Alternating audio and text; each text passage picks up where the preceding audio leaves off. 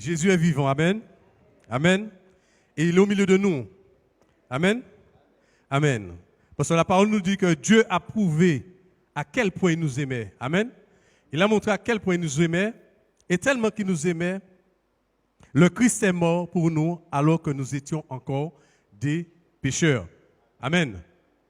Et nous avons cette assurance en ce matin, mes bien-aimés, que le Seigneur veut que nous soyons tous sauvés. Amen. Amen. Et le Seigneur veut aussi que nous sortions dans tous les combats intérieurs, de les combats que nous avons en nous-mêmes. Et aujourd'hui, il veut que nous allions plus loin, car Dieu est en Christ, réconciliant le monde avec lui-même et n'imputant point aux hommes leurs offenses. Amen. Et il a mis en nous la parole de la réconciliation. Amen, bien-aimés. Et nous savons, bien-aimés, que là où Jésus est, il n'y a pas de division. Amen. Là où Jésus se trouve, il n'y a pas de division. Et nous devons tout faire pour enlever cela de nos vies. Amen. Et souvent, mes bien-aimés, ce sont des gros problèmes que nous rencontrons. Ce n'est pas facile. Vous savez que la chair, c'est le plus gros ennemi que nous avons. Amen. Notre chair. Elle veut toujours s'opposer à ce que Dieu veut pour nous. Et aujourd'hui, mes bien-aimés, nous nous réjouissons et c'est un moment vraiment merveilleux. Pourquoi ce moment merveilleux? Parce que, je ne sais pas, peut-être que vous n'avez pas bien vu les bien-aimés qui passent par les eaux du baptême. Amen. Ce sont des bien-aimés particuliers. C'est un baptême particulier. Amen. Amen. Pour ceux qui le connaissent, pour ceux qui connaissent ces bien-aimés, c'est vraiment la gloire de Dieu. C'est vraiment la gloire de Dieu. Et si nous regardons bien, mes bien-aimés, nous essayons de regarder avec les yeux spirituels, nous verrons que vraiment Dieu est tout puissant et il ne fait exception de personne. Amen. Dieu ne fait exception de personne. Et raison pour laquelle que nous qui sommes là, nous devons encore redoubler encore de vigilance. Et nous devons de plus en plus prier pour ces bien-aimés parce que c'est merveilleux. Amen. Il y a un témoignage qui m'a touché. Un témoignage qui m'a touché, c'est le témoignage du jeune Manuel. Mais au temps convenable, il donnera son témoignage. Et je crois que, mes bien-aimés, à travers cela, les jeunes, les moins jeunes, nos anciens, verront que Dieu est Dieu. Amen. Et il suffit simplement, mes bien-aimés, de prier pour nos enfants, de prier pour ceux que nous savons en difficulté, parce que Dieu n'est jamais en retard. Amen. Et c'est pourquoi aujourd'hui, nous sommes là ce matin. Et je peux vous dire que ce que je veux partager avec vous, là où je veux aller avec vous, mes bien-aimés, c'est que Dieu ne tarde pas dans l'accomplissement de la promesse. Amen. Le Seigneur nous a fait des promesses, il tiendra ses promesses. Amen. Mais c'est nous qui avons des difficultés à rester dans ce que Dieu nous dit. Nous avons des difficultés à croire en ce que Dieu nous dit. Amen. Et je veux prendre pour exemple que nous sommes là, mes bien-aimés, mais le Seigneur nous a dit qu'il viendra nous chercher. Il est parti nous préparer une place et il viendra nous chercher. Mais je peux me demander cette question, je peux me poser cette question, est-ce qu'on croit toujours à cela? Est-ce qu'on croit que le Seigneur est parti et il reviendra nous chercher? Amen. Avec tout ce qui se passe, mes bien-aimés, est-ce que nous avons toujours cette foi de croire que Dieu reviendra nous chercher? Amen. Simplement, bien aimé, nous allons prendre le verset dans le livre de 2 Pierre, le chapitre 3, le verset 9. 2 Pierre 3, 8, 9. Mais il est une chose, bien-aimés, que vous ne devez pas ignorer, c'est que devant le Seigneur, un jour est comme 1000 ans et 1000 ans sont comme un jour. Le Seigneur ne tarde pas dans l'accomplissement de la promesse, comme quelques-uns le croient, mais il use de patience envers vous, ne voulant pas qu'aucun périsse, mais voulant que tous arrivent à la repentance. Amen. Amen. Vous voyez, mes bien-aimés, l'apôtre Pierre, il exhortait, mes bien-aimés, à la sainteté et aussi, surtout, mes bien-aimés, à être vigilants, de faire attention aux faux, de faire attention à ceux qui viennent, qui annoncent le nom du Seigneur et qui ne sont pas de Dieu. Amen. Et là, mes bien-aimés, nous voyons aussi, mes bien-aimés, que le Seigneur use de patience. Des fois, c'est nous qui tardons le retour du Seigneur par l'incrédulité, par la désobéissance, par toutes ces choses. Nous retardons son retour. Mais ce que je sais, mes bien-aimés, c'est que Dieu a dit, il fera. Amen. Dieu a dit et il fera. Dieu use de patience. Nous voulons que personne ne périsse. Nous voulons que personne ne puisse passer à côté, mais il veut que tous soient sauvés. Amen. Et nous avons besoin, mes bien-aimés, de plus en plus d'entrer dans les parvis pour donner gloire à Dieu, pour le chercher. L'apôtre Pierre disait, c'est pourquoi, frères, efforcez-vous. Amen. Efforcez-vous encore plus de prendre au sérieux l'appel de Dieu. L'appel que Dieu vous a adressé et le choix qu'il a fait de vous. Car en faisant cela, vous ne tomberez jamais dans le mal. Efforcez-vous encore plus de prendre au sérieux. Mais bien aimé, là où le Seigneur vient de dire, prenons au sérieux l'appel que le Seigneur a fait de nous. L'appel qu'il nous a donné. Ce que Dieu attend de nous. Amen. Prenons au sérieux. Parce que c'est vrai, nous prenons des engagements par moment et après, ensuite, nous passons outre. Amen. Mais nous devons revoir notre voix. Nous devons réviser nos voix. Faire attention à ce que nous disons, faire attention à ce que nous faisons. Parce que Dieu, il a dit qu'il reviendra. Il ne viendra pas chercher des boucs, il viendra rechercher ses brebis. Il a dit qu'il reviendra chercher son épouse. Amen. Et si nous voulons être l'épouse de Dieu, nous devons faire tout ce qu'il faut pour pouvoir être agréable à notre Dieu. Obéir à ses commandements. Obéir à ce qu'il nous a dit. Amen. Au commandement qu'il nous a laissé. Parce que c'est vrai que le pasteur parlait de la joie ce matin, mais la première joie qu'on peut avoir, c'est déjà obéir au Seigneur. Obéir à ses commandements. Amen. Parce que lorsqu'on obéit, lui-même, il agit pour nous. Lorsqu'on obéit, le Seigneur opère pour nous. Le Seigneur agit pour nous. Amen. Parce que, mes bien-aimés, aujourd'hui, il y a des choses qui se passent. On ne sait ni le jour ni l'heure. Amen. On ne sait pas le jour que nous quitterons cette terre.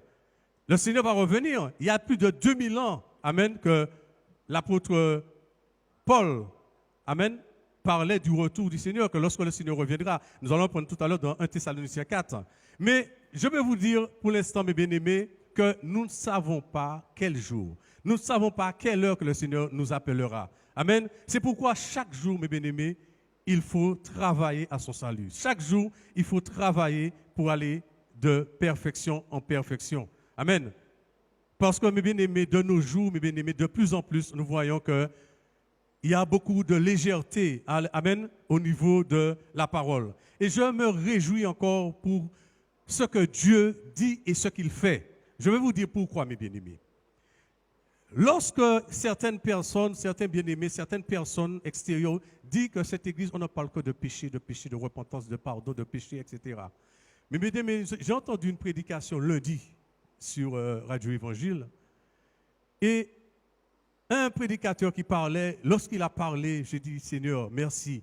Lorsqu'il parlait du mariage, du divorce et du remariage, il a parlé du divorce et du remariage, il a dit, est-ce que vous allez suivre les pasteurs qui se marient, qui divorcent, qui se remarient, qui divorcent, qui se remarient.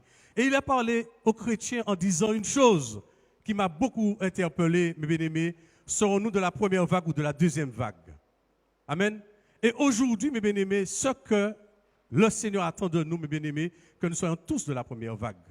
Amen. Le Seigneur ne veut pas que nous soyons de la deuxième vague parce que, mes bien-aimés, nous savons très bien que ce ne sera pas évident, ce ne sera pas facile. Amen. Et c'est pourquoi aujourd'hui, nous devons nous rappeler de ce que Dieu nous a dit. Nous devons obéir à ce qu'il nous dit. Amen.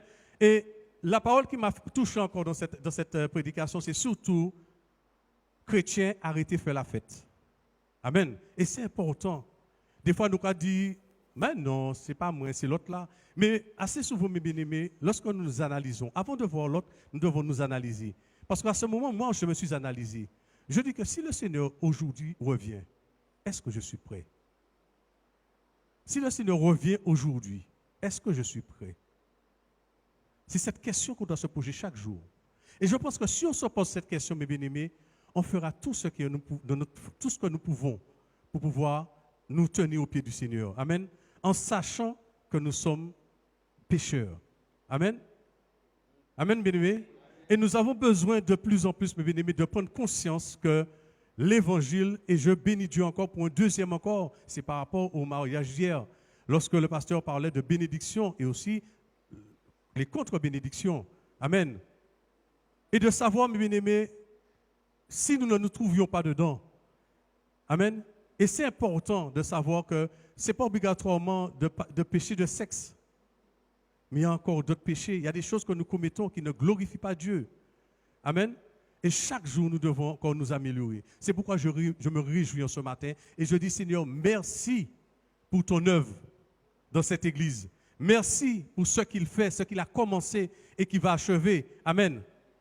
Parce que nous savons que le Seigneur a commencé une œuvre en nous, il va l'achever. Ce qu'il a commencé, il va l'achever. Et nous devons avoir cette espérance que lorsqu'il viendra, de notre vivant, parce que lorsque l'apôtre Paul a parlé, nous allons prendre 1 Thessaloniciens 4, et je bénis aussi le pasteur Rudolph, par rapport à mercredi, lorsqu'il a débattu de cela, j'ai vu une chose qui ça m'a fait plaisir, de voir que lorsqu'il a parlé de l'enlèvement, lorsqu'il a parlé à Manuel et à Thierry, parce que la sœur Betty travaillait, lorsqu'il a parlé à Manuel et à Thierry, j'ai vu les yeux de Manuel est là de dire, mais c'est ce que le Seigneur a pour nous, c'est ce que le Seigneur qui nous attend. Amen. Et de voir que vraiment, c'est important de le répéter, mes bien-aimés. C'est important de savoir ce que Dieu nous en réserve pour nous. Ça n'a rien à voir avec ce qui se passe sur cette terre, mes bien-aimés. Et lorsque nous le répétons, lorsque chaque fois nous faisons remonter ça, mes bien-aimés, ça nous donnera de plus en plus à nous perfectionner. Amen. Amen. Nous allons prendre Thessaloniciens 4. 1 Thessaloniciens 4, à partir du verset 14 à 16. 1 Thessaloniciens 4, 14, 16. Car si nous croyons que Jésus est mort et qu'il est ressuscité, croyons aussi que Dieu ramènera par Jésus et avec lui ceux qui sont morts. Voici en effet ce que nous vous déclarons d'après la parole du Seigneur. Nous les vivants, restés pour l'avènement du Seigneur, nous ne devancerons pas ceux qui sont morts, car le Seigneur lui-même a un signal donné à la voix d'un archange et au son de la trompette de Dieu, descendra du ciel, et les morts en Christ ressusciteront premièrement. Amen. Amen, bien-aimés. Vous avez vu, bien-aimés, ça fait 2000 ans. Amen, à peu près 2000 ans que l'apôtre Paul a dit ça, mes bien-aimés. Mais il a dit que nous, les vivants, nous ne devancerons pas ceux qui sont morts. Et à l'époque, il était vivant. Mais ça fait déjà plus de 2000 ans. Amen. Mais il a dit, nous, les vivants, ne devancerons pas ceux qui sont morts. Cela veut dire, mes bien-aimés, si aujourd'hui, tu arrives le Seigneur te rappelle à lui. Si tu es prêt, si tu as fait le nécessaire, amen, les vivants qui seront là ne te devanceront pas. C'est pourquoi aujourd'hui, mes bien-aimés, il faut vraiment prendre ça à cœur. Amen. De savoir ce que Dieu a en réserve pour nous. Et de savoir ce qu'il a en réserve pour nous, mes bien-aimés, n'a rien de comparable avec sur cette terre. Mais ce que je veux te dire, mes bien-aimés, c'est que lorsque nous avons Christ en nous, mes bien-aimés, nous avons l'assurance. Nous avons la paix. Nous avons la paix. Et comme ce matin, le Seigneur nous a dit, la joie. Amen. La joie de Christ en nous donne à partir de la paix. Quel que soit ce que Dieu fait. Amen. Parce que nous ne savons pas comment lui, il va agir. Mais l'important pour nous aujourd'hui, c'est de nous préparer. Et c'est pourquoi Amos avait dit, dans Amos 4, verset 12, « Prépare-toi à la rencontre de ton Dieu. » Et aujourd'hui, mes bien-aimés, nous devons nous préparer à la rencontre de notre Dieu. Et aussi dans la parole, il est dit, toujours dans Amos, Amos disait, mes bien-aimés, que le Seigneur ne fait rien sans avertir ses serviteurs, les prophètes. Cela veut dire, mes bien-aimés, que le Seigneur ne fait rien sans avertir. Le Seigneur parle. Le Seigneur parle, le Seigneur avertit. Et nous voyons aujourd'hui, mes bien-aimés, que le Seigneur nous avertit. Le Seigneur parle. Le Seigneur parle. Et des fois, on dit qu'on n'entend pas. Dieu ne m'a pas parlé. Oui, le Seigneur parle, mais c'est toi qui n'es pas attentif. C'est toi qui n'es pas attentif. C'est toi, dans ta perturbation, tu ne peux pas entendre ce qu'il te dit. Amen. Parce que le Seigneur parle. Tu poses une question au Seigneur, il te répond. Amen. Et nous avons cette assurance que Dieu agit en nous. Amen. Et, mes bien-aimés, je vais vous dire quelque chose sur ce.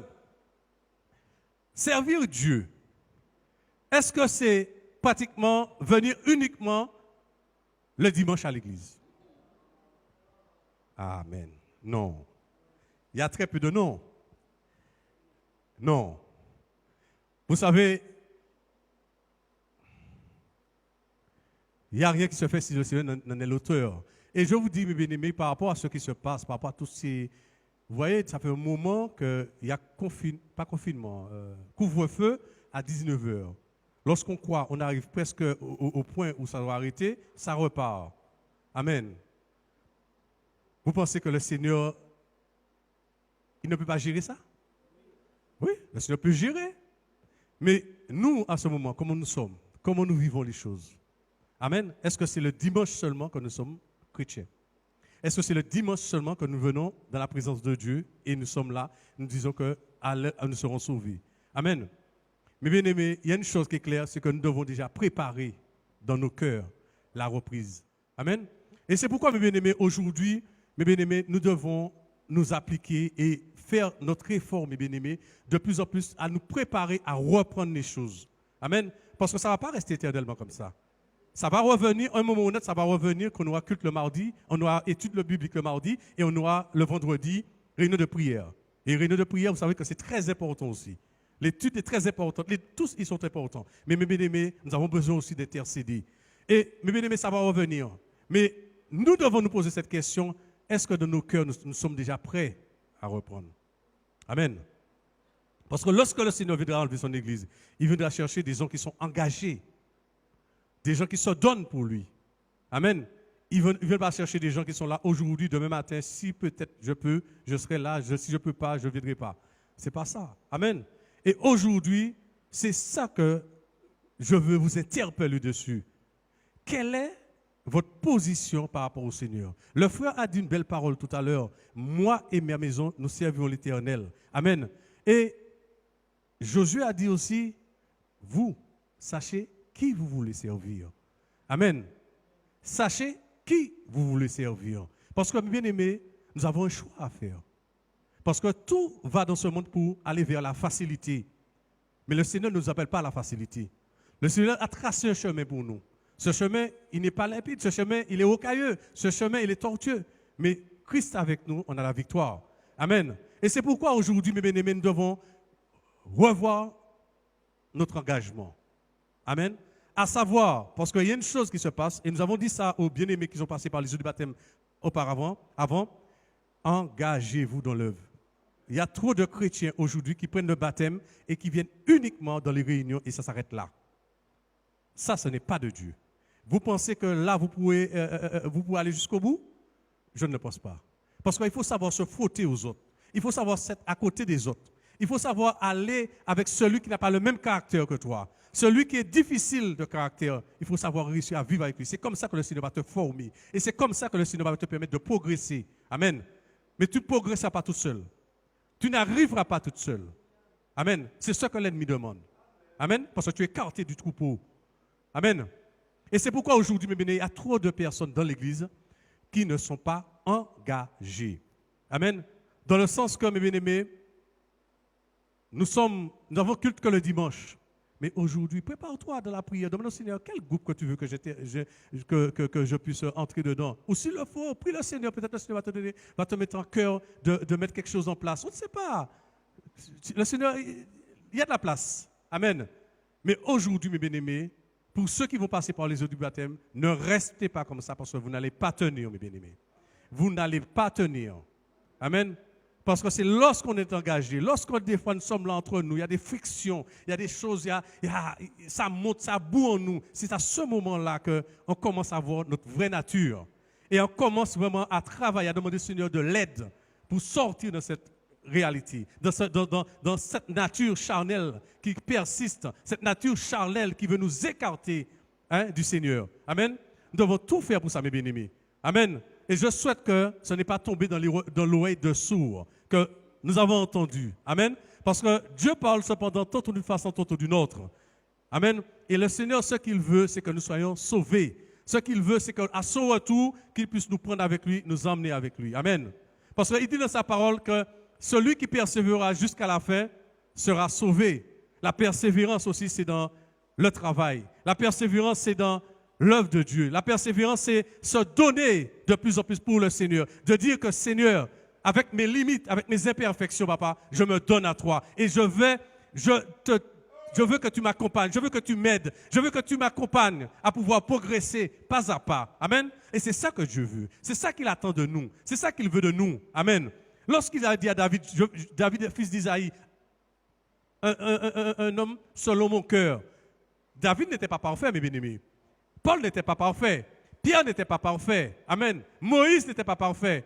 Et nous avons vu comment le Seigneur a utilisé ces hommes pour sa gloire. Dieu n'a pas changé. Dieu n'a pas changé. Il est le même hier, aujourd'hui, éternellement. Et ce qu'il veut, c'est notre perfectionnement. Amen. Ce qu'il veut, c'est que nous soyons transformés. Amen. Parce qu'il est en train d'opérer, même si nous ne le voyons pas de nos yeux charnels, mais le Seigneur est en train d'opérer. Amen. En 15 jours, nous avons déjà 6 baptêmes. Ça montre que le Seigneur travaille. Et il y en aura d'autres. Et plus nous allons faire cette action, plus en nous-mêmes, nous allons entrer en nous-mêmes pour faire ces actions, le Seigneur aussi va agir. Et c'est là que nous voyons l'accroissement de l'Église. Amen. C'est là que nous voyons que vraiment le Seigneur est en train de multiplier. Sans faire trop de choses, simplement en obéissant. Simplement en disant, Seigneur, je ne peux pas tout seul, mais c'est avec toi que je réussirai. Amen. Parce qu'il reviendra nous chercher. Et pour revenir, il faut que nous soyons préparés. Il faut que nous soyons vraiment dans les conditions. Amen. Bien-aimés, la parole de Dieu dit que dans Ecclésiaste 3, le verset 11, il fait toutes choses en son temps. Même il a mis dans le cœur la pensée de l'éternité. Bien que les hommes ne puissent pas saisir l'œuvre que Dieu fait du commencement à la fin. Amen. C'est Dieu qui fait. Nous ne pouvons pas. Mais tout ce qu'il a mis, il y a un temps. Tout ce qu'il a préparé, il a préparé pour un temps. Et il fait chaque chose en son temps. Amen. Nous avons besoin de plus en plus, mes bien-aimés, de pouvoir être disponibles. Lorsqu'on fait un appel, être disponible pour le Seigneur. Et nous rappeler, nous ressasser tout le temps dans la tête que lorsque le Seigneur viendra, lorsqu'il me prendra avec lui, ce que je vivrai, ah là là, c'est merveilleux. Amen. C'est merveilleux. Et si nous nous rappelons de ça, mes bien-aimés, nous allons faire tout ce qui est en nous, tout l'effort que nous pouvons pour pouvoir le chercher, pour pouvoir être en accord avec un frère, en accord avec une sœur. Si on a un problème, allez vers les autres. Vous savez, il y a des gens autour de nous qui ont des difficultés, il y a des gens qui ont des problèmes, il y a des gens qui n'arrivent pas à s'en sortir, même des chrétiens. Amen. Parce que j'ai dû partager avec la collègue près d'une heure. Et après, elle m'a dit, je te bénis, parce que ça m'a fait du bien. Ça m'a fait du bien. Parce qu'il y a des chrétiens aussi qui sont découragés. Amen. Il y a des chrétiens qui sont découragés, qui ont besoin de restauration. Il y a des chrétiens qui ont baissé les bras. Amen. Et ils ont besoin de soutien. Ce n'est pas en les jugeant. Ce n'est pas en les critiquant. Parce que Dieu sait comment il ramène. Dieu sait comment il touche les cœurs. Mais simplement, nous avons comme devoir d'intercéder. Nous avons comme devoir de prier et d'avoir l'amour. De demander au Seigneur de nous donner cet amour-là pour les âmes. Amen. Parce que le Seigneur a fait des promesses. Il a dit aussi qu'il va utiliser la jeunesse. Nous le croyons et nous le voyons déjà. Amen. Ceux qui ne le croient pas, ça c'est eux. Mais nous le voyons. Nous le voyons par des actions. Nous le voyons par des situations qui se passent. Nous le voyons aussi lorsque les jeunes, avec leurs faibles moyens, avec leurs difficultés, lorsqu'ils viennent pour louer Dieu, nous voyons comment ils se donnent pour louer Dieu. Amen. Et je me suis réjoui encore hier de voir des jeunes, mais il y avait d'autres jeunes, mais des jeunes de chez nous, accompagnés, et de voir comment c'était bien accordé, mes bien-aimés. Ça, c'est bien, ça. Ça, c'est bien. Il y a un potentiel dans l'Église. Amen. Aidons-les. Aidons-les. Ne les jugeons pas. Mais je crois, même ceux qui sont les plus en difficulté, le Seigneur a un jour, si nous intercédons, le Seigneur les relèvera. Il s'agit de cette assurance. Amen. Et quel que soit l'état, même si le Seigneur a dit 99%, l'ennemi a pris, le 1%, le Seigneur est capable de faire un miracle. Et je crois qu'aujourd'hui, le Seigneur fera un miracle.